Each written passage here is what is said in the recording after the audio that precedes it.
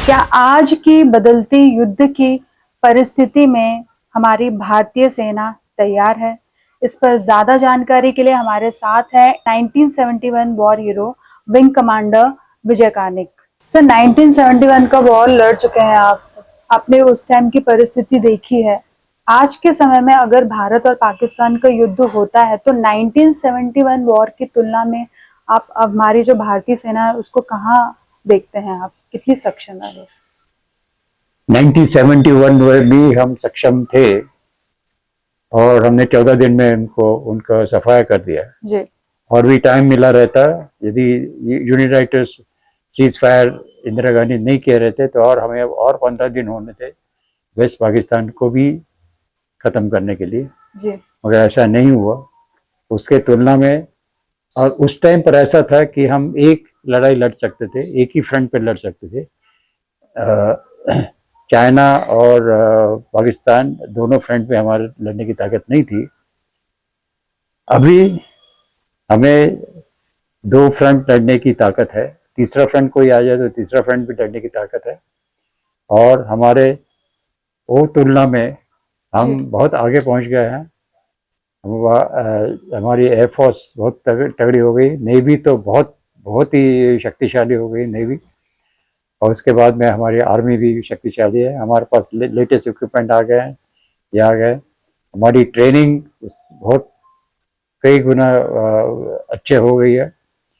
तो वो 71 तुलना में हम अभी की जो फौज है वो बहुत आगे बढ़ चुकी है, बहुत हाईटेक हो गई है और उसका मुकाबला मेरे ख्याल से ऐसे जो पाकिस्तान और चाइना टाइप देश है वो नहीं कर सकते।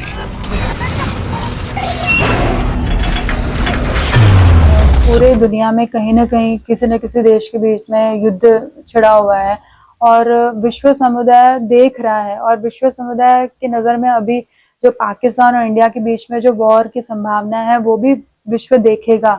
तो आपको क्या लगता है कितना समर्थन विश्व समुदाय का मिलेगा भारत को इस युद्ध वो में? तो फुल मिलेगा, अभी भी मिल रहा है और बिल्कुल फुल मिलेगा। ऐसी सिचुएशन बहुत फेवरेबल सिचुएशन आई है और इसका हमने फायदा उठाना चाहिए।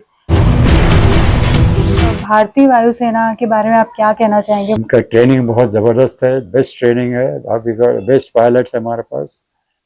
लेडीज़ भी अभी आ गए हैं, मेन स्ट्रीम में आ गए हैं, फाइटर उड़ा रहे हैं, बॉम्बर्स उड़ा रहे हैं जी।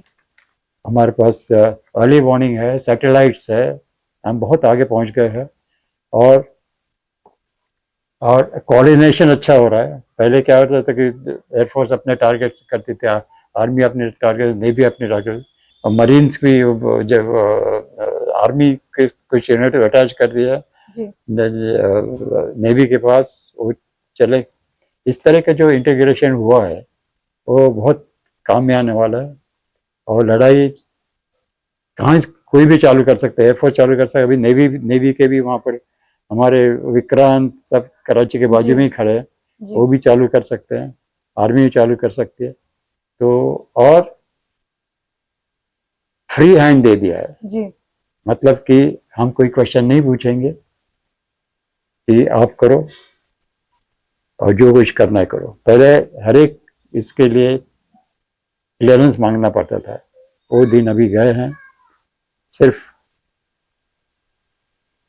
द गवर्नमेंट का क्या एम है वो सिर्फ बताना कि भैया हमारा एम ये है कि ये करना है, बाकी आप जो करना है करो जी। और वो एम हासिल करने में हमारी पूरी सेना एकदम सक्षम है और बहुत स्पीडीली हम वो जो एम है और जो मिशन वो जी हमारी सेना करेगी।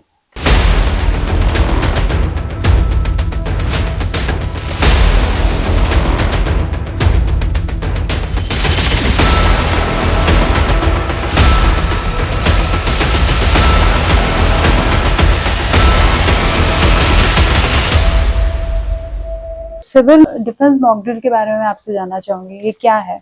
लड़ाई कहाँ पर से कहाँ फैल जाएगी उसका बता नहीं सकते। जैसा कि गाजा में हुआ है, जैसा कि लेबनान में हुआ है, जैसा कि यूक्रेन में हो रहा है, तो हमें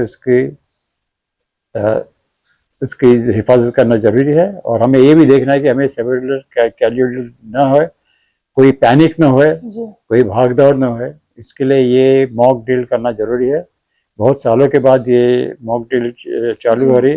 पहले तो हमें पहला उसका एम है कि भैया हमारे पास जो इक्विपमेंट है जी वो उसको अच्छे कंडीशन में है या नहीं, या तो नए की जरूरत है। जैसे कि बेसिक थिंग इसकी हमारे जो सायरन्स है चल जी रहे कि नहीं, हमारे कम्युनिकेशन कनेक्टेड है कि नहीं, जो ऑपरेशन रूम रहती है इस जी क्या नाम इसका civil defence operation room is connected to air force, क्योंकि एयरफोर्स ही पहले बताती है, जी अर्ली वार्निंग देती है कि दुश्मनों के जहाज आ रहे। पहले एयरफोर्स को पता चलता है, उनके रेडार्स को पता चलता है, उनके ऑब्जर्वेशन पोस्ट को पता चलता है, जी फिर वो बताते हैं कि इस साइड में आ रहे।